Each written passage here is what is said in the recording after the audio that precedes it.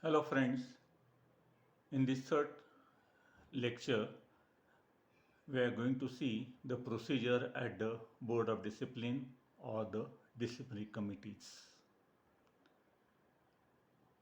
As told earlier in the previous lecture, if the director discipline holds a respondent professional prima facie guilty under Schedule 1, the matter is referred to Board of Discipline. If the director discipline holds a respondent professional prima facie guilty under Schedule 2 or Schedule 2 and Schedule 1 simultaneously, the matter is referred to the disciplinary committee. Now this Board of Discipline consists of 3 members. The first one is a person having knowledge of law, experience in disciplinary matters and of the profession as the first person, who is the presiding officer for the Board of Discipline. Number 2 is a sitting member of the Central Council. And number 3, nominee of the central government in case of the Chartered Accountants Act 1949. Only for this third person there is a variation.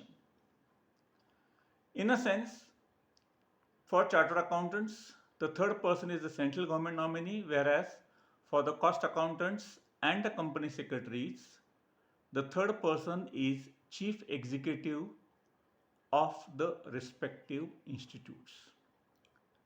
That means Chartered Accountants Board of Discipline will consist of a person having knowledge of law, experience in disciplinary matters and of the profession as a presiding officer, a nominee of the central government and a sitting central council member.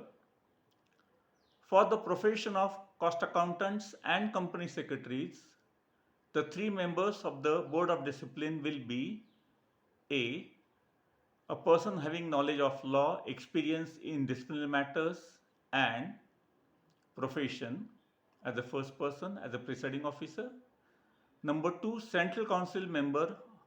And number 3, Chief Executive of the respective institute. This is the only change or variation in the entire process of professional misconduct so far as these 3 institutes are concerned. Probably because under the Chartered Accountants Act, there is no chief executive post as such.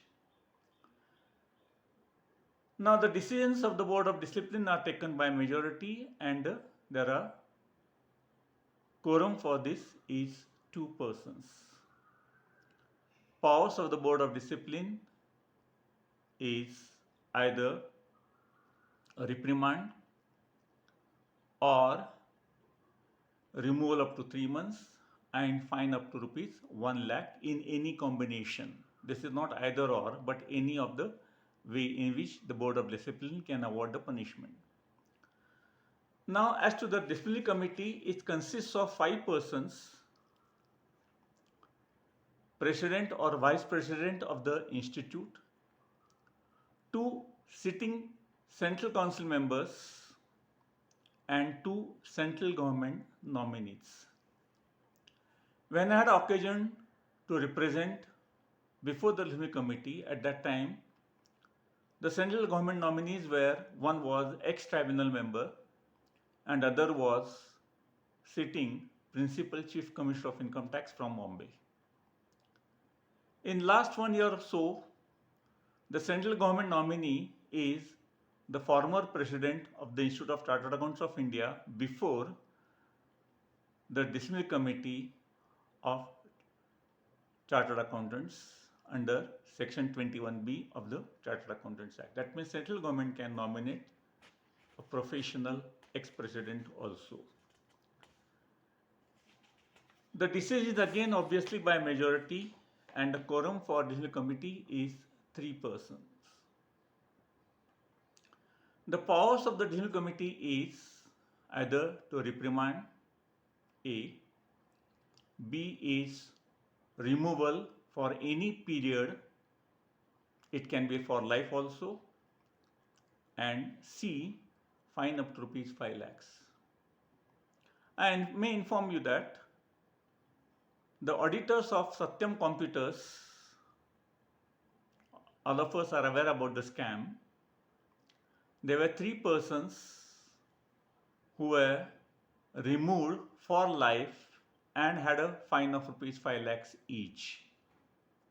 That means the committee has got a very much wide power to remove a professional for life also as a member of the institute. Now, before the committee as well as Board of Discipline, a complainant can represent himself or through his authorized representative. Likewise, a respondent professional can represent himself or through his authorized representative. The authorized representative can be an advocate or a member of the Institute of Chartered Accountants of India or a Cost Accountants of India or a Company Secretaries of India. It is to be noted that before the disciplinary committee of Chartered Accountants, even a practicing cost accountant or a practicing company can represent a chartered accountant, or a chartered accountant can represent before the disciplinary committee of cost accountants or company secretaries for a cost accountant or company secretaries in their respective disciplinary committees. That means these 3 professionals can represent anywhere, not necessarily before their respective disciplinary committees. Now, what happens actually in the previous lecture, we have seen what happens at the Director Discipline or in the Directorate of Disciplinary Directorate. Now, what happens in the case of disciplinary committee, as most of the cases pertain to professional misconduct, therefore they are covered by Schedule 2, so disciplinary committee is involved.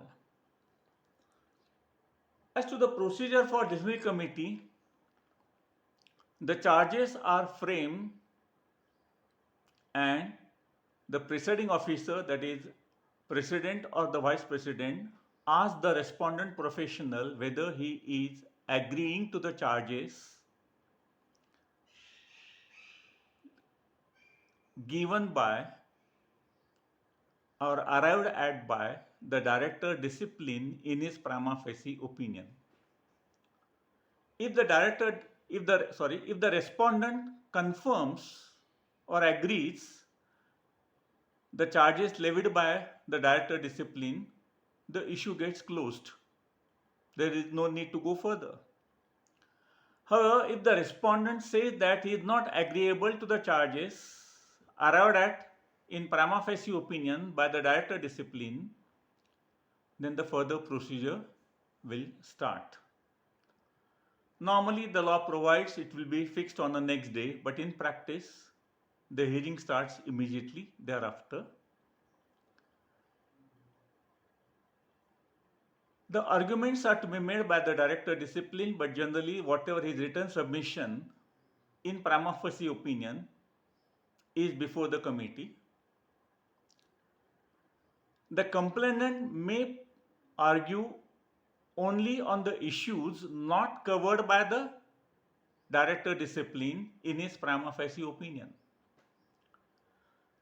That means if Director Discipline has come to a conclusion on the basis of certain evidences and documents, and there are additional documents or evidences which were not considered by the Director Discipline, or complainant wants to bring forth new evidences, new documents, then only if permitted by the disciplinary committee, complainant can make his arguments.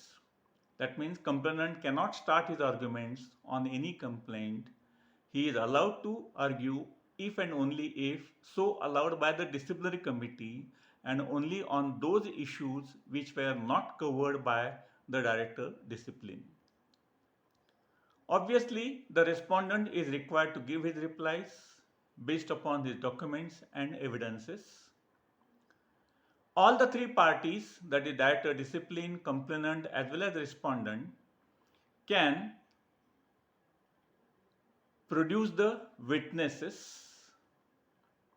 If the witnesses are brought in by the director discipline, his expenses are to be borne by the institute.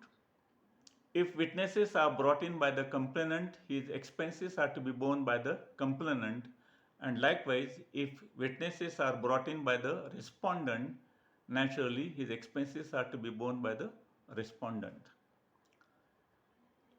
Each party has a right to cross-examine the witnesses that has been brought in. That means if the complainant brings in any witness to support his complaint, respondent can cross-examine the witnesses brought in by the complainant.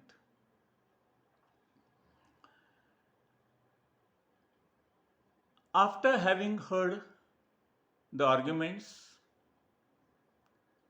by the complainant, if any, and by the respondent, having gone through the evidences and documents, as well as having heard the witnesses and their cross-examination, the disciplinary committee may come to a conclusion that a respondent professional is guilty or respondent professional is not guilty. If the respondent professional is not guilty, if the committee so holds, then the matter gets closed there itself. However, if the disciplinary committee holds a respondent professional guilty, then one more opportunity is given to the respondent professional to argue his own case individually about the quantum of punishment. Here, the respondent cannot be represented by any other professional or an advocate. The respondent professional himself has to put his case before the disciplinary committee, and after having heard second time the respondent professional, the disciplinary committee will give or will lay down the punishment, which can be either reprimand and or removal for any period and or a fine up to rupees 5 lakhs. Now here, what happens beyond the disciplinary committee? We'll just have an introduction. If the disciplinary committee holds respondent professional as not guilty, then whether a complainant can go in appeal or whether director discipline can also go in appeal against the disciplinary committee, and if the respondent is held guilty, whether the respondent professional can go in appeal. For the appeal, the three statutes have provided for appellate authority, which is constituted under Section 22A of the Chartered Accountants Act. Section 22A of the Cost and Works Accountants Act 1959 refers that the appellate authority for cost accountants shall be the appellate authority as established under Section 22A of the Chartered Accountants Act. For company secretaries, the appellate authority is provided in Section 22A, which refers to the appellate authority established under Section 22A of the Chartered Accountants Act 1949. That means for all the three professional institutes, the appellate authority is only one, established under Chartered Accountants Act, and the same authority is referred in other two statutes. So next time we'll In the next lecture, we'll consider the procedure at appellate authorities, and before that, we'll also see the principles that are followed in the investigation of professional misconduct by the Board of Discipline and the Disciplinary Committee. If you like this video, please forward it to your professional brothers. If you agree, well and good. If you do not agree, or if you want to support,